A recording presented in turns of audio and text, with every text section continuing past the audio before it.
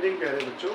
देखिए आज हमारे पास एक टॉपिक है जिसका नाम क्या है, फैक्टराइज। देखिए फैक्टराइज ऐसा टॉपिक होता है जो आपके 8th में भी है, 9th में भी है और 10th में भी है। ठीक है, सब क्लास में आपका फैक्टराइज क्वेश्चन आएगा। ठीक है, तो देखिए इसको हम कैसे करेंगे, जरा इस क्वेश्चन को हम देखते हैं। तो सबसे पहले हम यहाँ पे लिखते हैं, हमारे पास क्या है 12x² माइनस का 7x प्लस 1। इसके अंदर आपने क्या करना है, टर्म को स्प्लिट करके देखना है। सपोज करो जैसे ये x² वाला होता है, ये होता है, ये आपका b होगा, ये आपका c होगा। a की वैल्यू आपकी 12 है, b की वैल्यू आपके -8 है और c की वैल्यू आपकी 1 है। हमारे पास कंडीशन क्या होता है, ac को मल्टीप्लाई करना है, b हमारे को चाहिए। ठीक है, तो a की वैल्यू हमारी कितनी है 12, c की वैल्यू 1, b की value -8। 12 Ekam 12 is equal to -8। यानी कोई ऐसा नंबर बताओ जिसको मल्टीप्लाई करने पे कितना आ जाए प्यारे बच्चों 12 और जोड़ने घटाने पे कितना आ जाए -7। अभी देखिए 12 कब कब बन सकता है, एक तो 12 बनता है 12 एकम 12, एक 12 बनता है 6 दूनी 12, एक 12 बनता है क्या 4 3 12। देखो बन तो 12 ही रहा है, लेकिन हमारे को जोड़ने घटाने पर 7 भी चाहिए। अब 7 कैसे आएगा, अगर 12 में से 1 घटा रहा हूँ तो 11 आया, 12 में से 1 जोड़ रहा हूँ तो 13 आया, यानी ये तो हमें चाहिए नहीं। ऐसे देखो 6 और 2 12 तो हुआ, लेकिन 6 में से 2 गया तो 4 बचा, 6 में 2 जोड़ोगे तो 8 आएगा, तो ये भी कंडीशन नहीं चाहिए हमारे को।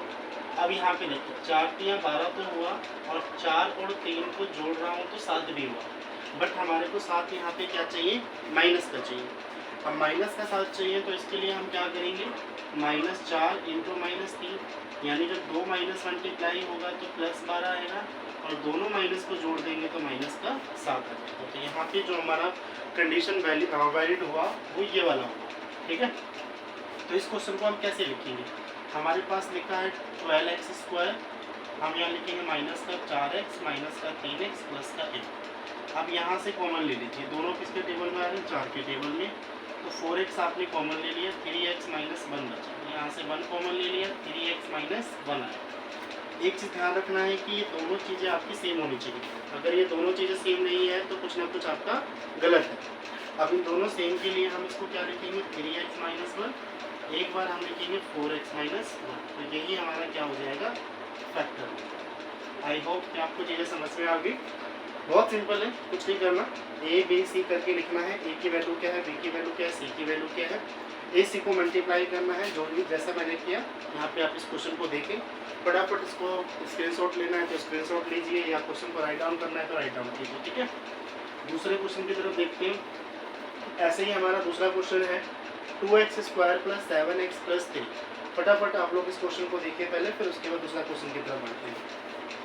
बहुत इजी है, कोई दिक्कत नहीं होगी समझने में, बहुत इजी कॉन्सेप्ट है इस क्वेश्चन को करने का। देखिए यहाँ पे स्पेस है तो यही करा देता हूँ। दूसरा क्वेश्चन हमारे पास है 2x² प्लस का 7x प्लस का 3। अब देखिए ये a हुआ, ये b हुआ, ये c हुआ।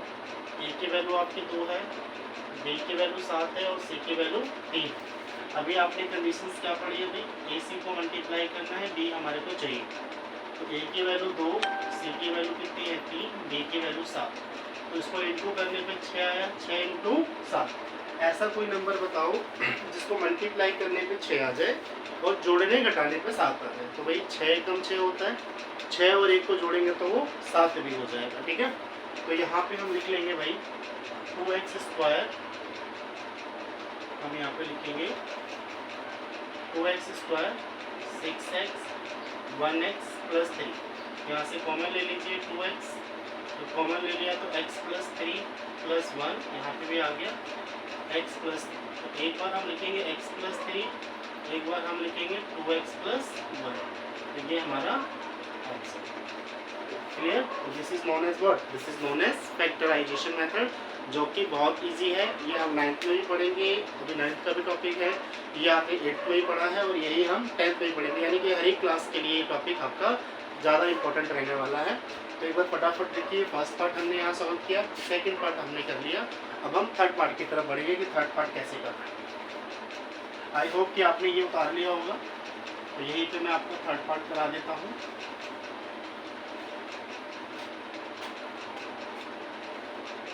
देखिए भाई थर्ड वाले क्वेश्चन में हमारे पास है 6x² प्लस का 5x माइनस का 6, ये ए हुआ, ये बी हुआ, ये सी हुआ। ए की वैल्यू 6, बी की वैल्यू 5, सी की वैल्यू माइनस का 6। कंडीशन होती है ए सी को मल्टीप्लाई करो, बी चाहिए, तो 6 multiply minus 6 is equal to 5। अब 6 को 6 से करेंगे तो कितना आएगा, 36 इज इक्वल टू 5, यानी कि माइनस का 36 इज इक्वल टू 5। अब ऐसा कोई नंबर बताओ जिसको मल्टीप्लाई करने पे 36 आ जाए, जोड़ने घटाने पे 5 आ जाए। तो 9 चौक 36 होता है, 9 में से 4 जाएगा तो 5 बचेगा। बट हमें देखो 5 प्लस का चाहिए, 5 प्लस का चाहिए। इसका मतलब क्या हुआ कि जो बड़ी वाली संख्या होगी वो प्लस में होगी, जो छोटी वाली संख्या होगी वो माइनस में होगी। यानी इस क्वेश्चन को हम कैसे लिखेंगे, 6x स्क्वायर प्लस का 9x माइनस का 4x माइनस का 6। अब ये चेक करो, 6 और 9 किसके टेबल में आते हैं, ये दोनों 3x 3 के टेबल में आते हैं। 3 यहाँ से कॉमन ले लिया तो यहाँ से बचा 2x प्लस 3, यहाँ से आपने 2 लिया तो 2x प्लस 3, दोनों सेम आ रहा है। तो इसको एक बार हम ऐसे लिखेंगे 2x प्लस 3 और एक बार हम लिखेंगे 3x माइनस 2। तो यही हमारा क्या होगा, आंसर। क्लियर, बहुत ईजी है। बस ये चीज़ें याद रखो कि ए सी को मल्टीप्लाई करना है, बी चाहिए। अगर इस तरीके से क्वेश्चन कर लोगे तो चीज़ें आपको समझ में आ जाएंगी, नहीं करोगे तो नहीं समझ में आएगी। ठीक है, बढ़ते हैं क्वेश्चन नंबर 4 की तरफ। 4th वाला क्वेश्चन देखो जी। 4th वाले क्वेश्चन में आपको लिखा हुआ है 3x स्क्वायर माइनस का x माइनस का 4। ये a हुआ, ये b हुआ, ये c हुआ। a की वैल्यू आपकी 3 आ गई, b की वैल्यू आपकी -1 आ गई, c की वैल्यू आपकी -4 आ गई। कंडीशन है a c को मल्टीप्लाई करो, b आपको चाहिए। तो a की वैल्यू 3, c की वैल्यू -4, a की वैल्यू -1। इसे इंटू कर दो, 4 के 12 इज इक्वल टू -1। यानी अब ऐसा नंबर सोचो जिसको मल्टीप्लाई करने पे माइनस का 12 आ जाए और जोड़ने घटाने पे माइनस का 1 आ जाए।